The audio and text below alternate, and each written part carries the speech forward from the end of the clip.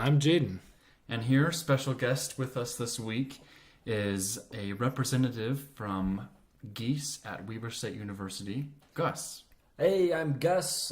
People call me Gus the Geese guy. I'm happy to be here, Dan and Jaden. Well, thank you. We're glad you came out. We're excited. With us. We're excited you're here. Yes.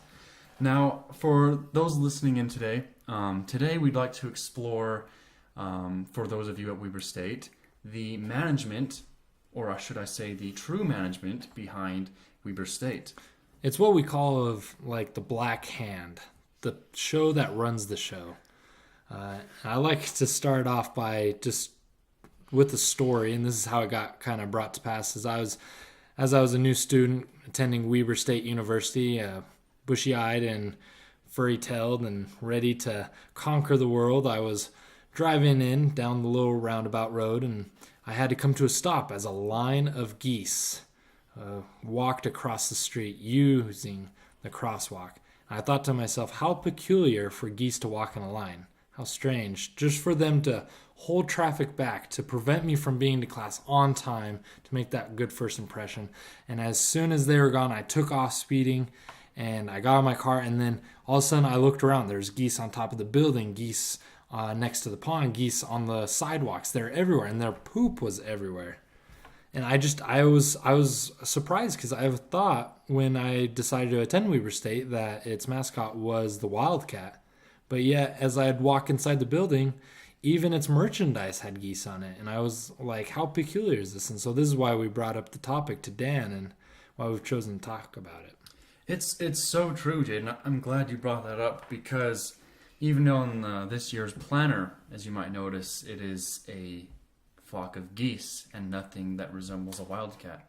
Many t-shirts that I've won and partaken of are represented by a geese or a goose, not a wildcat. Now let's turn our attention a moment to Gus. Gus, what is your role exactly as a representative of the organization commonly known as Geese? Or Geesin. Yes. So the Geese, I can kind of clarify that role with a question to you two. Have you two ever had a conversation with a goose? I'm assuming not, right? I don't think I have. Yeah, exactly. Yeah. Now, see, the geese, they don't like to talk to humans too much. Now, my mother was actually a goose, and so I grew up speaking both English and Geesanese. That's what we call it. And so really what I do is I take the wants and the needs of the geese, and I convey them to the management over at Weber State. Just a little brief history about the relationship between Geese and Weber State here. You know that industrialization has really taken Ogden. You know, there's buildings everywhere. Of course. The natural habitat of the geese was kind of up in ruins. And so what we did, we the geese people, we established Weber State to kind of give ourselves that pond, give ourselves that crosswalk, and after that, it just kind of expanded. Someone was like, hey, I want to teach science here. Someone else was like, hey, I want to teach math here. And so, Weber State, it's good for an education, but we just want to remind people that the real purpose is just to provide those geese with a place to stay. So I have a question for you, Gus. You being, as you said, a representative of the geese, how did you come across that role? Well, as I said, my mother is a goose. She's actually on the Goose Board of Representatives for Weber State. She was kind of surprised to have a little human baby, and I spoke Geesanese perfectly. It just, going to restaurants, I was always interpreting for my mother. I was helping her through these things. Eventually, she saw that for the talent it could be. She saw the way that we can make geese and human relationships work. And so I guess I kind of fell right into the role. It's really a great job. They pay me in lots of breadcrumbs, and so it puts bread on the table. Now, I saw your face there, Dan, and I'm sure you're thinking the same thing I am. You say your mother was kind of surprised that you were a human. Now, are you implying that your mother was not expecting to have a human child, or she didn't know that this happened, or do you even know who your father is? Yeah, that's a good question to ask. I assume you guys know Dave the Goose, right? The large goose. With The large limp. goose. Yes. Yes, he claims to be my father, but all the eggs broke, and one had a beak, and then my FedEx. foot little went out there. Yeah, and so Little FedEx maybe goose. the FedEx guy, that's kind of a joke around, but we just kind of put it up, that random chance, probably a little mixture of genes that wasn't supposed to happen, but I consider myself more goose than human. Okay. Okay. A question that I had is, first of all, I love what you've done at the place. The pond is really immaculate. It's well taken care of, minus the excess of poop. A lot of poop. But fest. as far as management, are the administrators that are humans, are they kind of just a public figure, or are the geese the ones kind of calling the shots, checking the payroll? It's kind of like a Queen of England relationship. Okay. The human administration, they're the face of it. We don't want people to be freaked out that geese are really running the show at Weber State, and so they're, I don't want to call them puppets. They're great guys. The geese, we have wonderful relationship with them, but we are the ones who are calling the shots. We're making sure, and that's why you're seeing a lot of improvements at Weber State that you might not see at other colleges. It's just we call it ingenuity. It's kind of like ingenuity, but from the goose. But better. Okay. But better, yeah. Oh. So just real quick here, we have a message coming in from our website from Ducks Exclusive, Johnny Duck. He proposed the question. He's wondering what happened to the ducks, and whether or not there's like a treaty or how that works out between the geese, and the ducks, because obviously there's some kind of confrontation going on there. The ducks. What can I say about the ducks?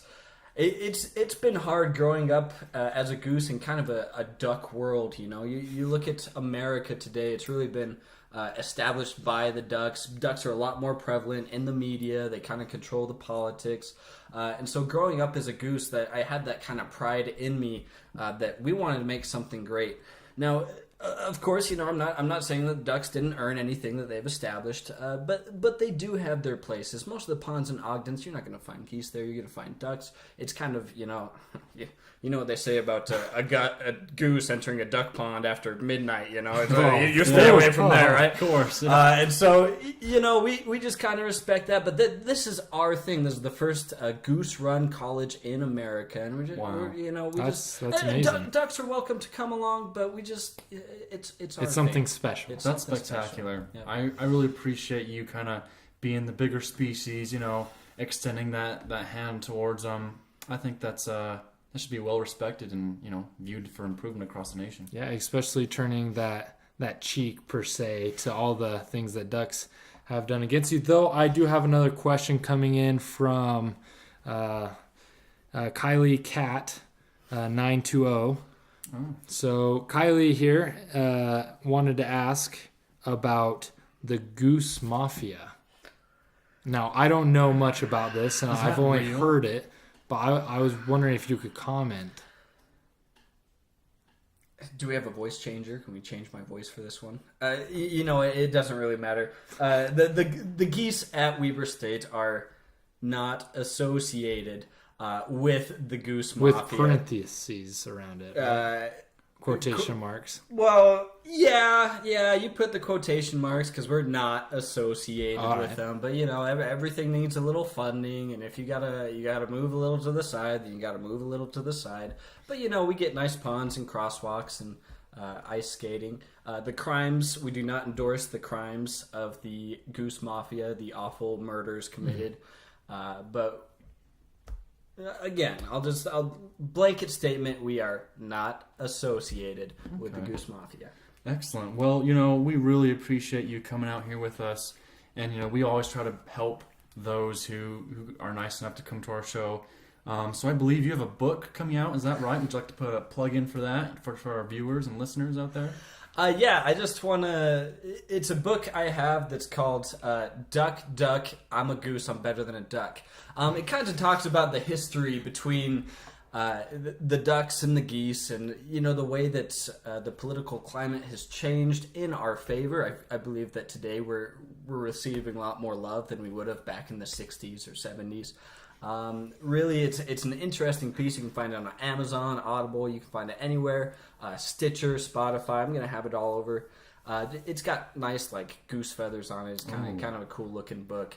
Holiday season's coming up. I'm planning on a post Black Friday sale. So just if you use the code Goose20 on my website, then nothing will happen. But I'll know that you use the code, and so I'll appreciate that. Excellent. Well, you heard it here first, folks. It's Duck, Duck, I'm a Goose. I'm better than a duck.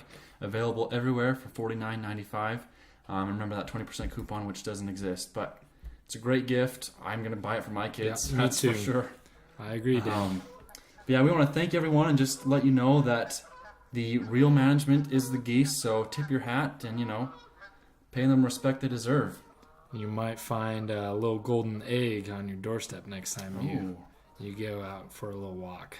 Well, this has been Dan and Jaden and our guest Gus. Thank you and good night.